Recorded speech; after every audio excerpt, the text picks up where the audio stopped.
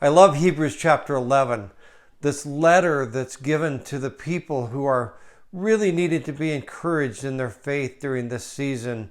In Hebrews chapter 11, he's just talked about Rahab and how God used this lady of ill reputation in the very lineage of Jesus himself.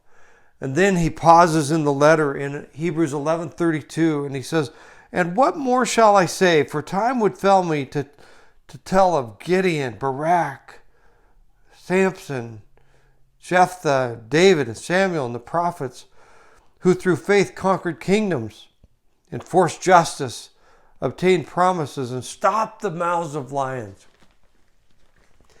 When God speaks of Gideon in his word, it should give us pause, because Gideon wrestled with insecurity and fear. He didn't see himself as God saw him, and faith opened his eyes to see himself in a brand new way, to see himself through God's eyes and heaven's perspective instead of his own. When Gideon is described in Scripture, it says that he's hiding in a wine press.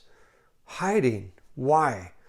Because there's an enemy that comes down every harvest season. They rape and pillage and steal the harvest crops and go away again. And they leave a blood trail wherever they go. And the angel comes to Gideon and says, "O thou mighty warrior of God." Our view of ourselves is tainted by the failures of the past, the messages from people around us. And faith allows us to hear about ourselves from the voice of heaven, from heaven's perspective. When Gideon goes to fight the enemy, he's willing because he's put out a fleece. He's put the fleece out and says in one encounter, if it's dry on the ground by it and the fleece is wet, then I'll know. And he goes back to God and says, maybe I got it wrong. Let's do it the other way around. And sure enough, it's just as he had asked. And so he has enough confidence to bolster the activity to go and fight the enemy. When he does, he brings the troops together. You remember the story. And God said, reduce the size of your army. And then reduce your size of your army again.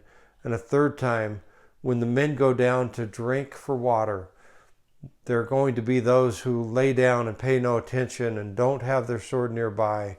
But there will be those who go down and they get down on one knee and lap the water up as they look around. Those are your men. He reduces a mighty marching army to only 300 men. And then you'll remember God gives a great victory by supernatural means. And Gideon learns that the battles in life belong to the Lord alone. Here's a couple of questions for us today. What's your enemy? What's your battle?